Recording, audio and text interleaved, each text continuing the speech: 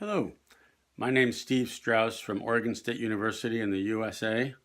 Thank you for your interest in the Tansley review we just published entitled Reproductive Modification in Forest Plantations, Impacts on Biodiversity and Society. So this paper was motivated by the problem of gene flow from genetically modified or exotic forest plantations into feral or wild environments.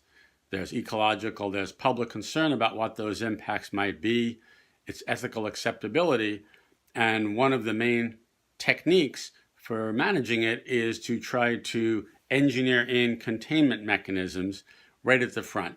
So the ability for spread of pollen, seeds, possibly vegetative propagules is limited or nil to avoid the problem. So this may be a workable solution, and as we discuss in the paper, the technology is coming along very nicely in my own lab and other places. But the question is, what will these reproductively modified trees, what impacts might they have on biodiversity? Will they be acceptable to society? So we conducted an intensive literature review to try to understand what we know about the importance of reproductive tissues, pollen, nectaries, seeds, on biodiversity in forest plantations. We also looked at the state of genetic technology. Where is that today? Do we have genetic technology mechanisms in hand or coming along? And then what is society, what are people likely to think about this? So after a very intensive literature review, we found extremely little out there that specifically addressed these questions. Really surprisingly little research has gone into the importance of reproduction in forest plantations on biological diversity or public views of them.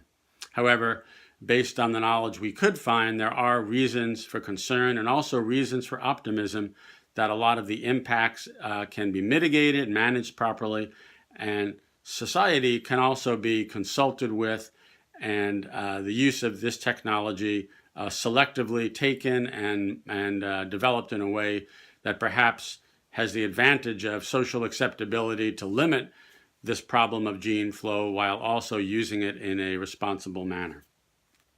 We took a fair look at the question in 4 forest genera that are intensively grown. This technology would mostly be used in very intensively grown plantations, such as in pines, eucalyptus, poplar, and pseudotsuga, or Douglas fir as we call it in the United States. And that's where we focus most of our literature review. And then we came around in the end and thought about, well, where do we go from here? What research is really needed, and provided quite detailed research recommendations. We also asked the question of why isn't there more research? Why is there not a lot of research going on in this area today? And it turns out that society perhaps is the biggest factor limiting the research, in the sense that the regulations to doing the needed field research to study these ecological questions is extremely difficult to do, almost impossible in many parts of the world.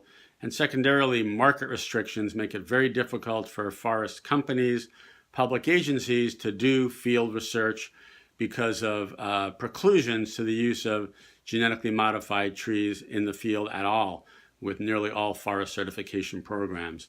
So one of the things we pointed out is that to move forward and do this and do the research that's needed to understand the impacts and how to mitigate them, we perhaps need society to first reduce its own obstacles to research.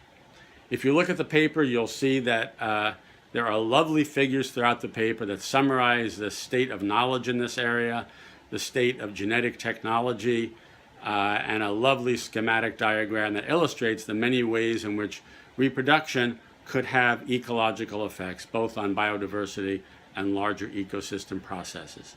So I hope you choose to look at our paper, and I thank you for taking the time to listen to me today.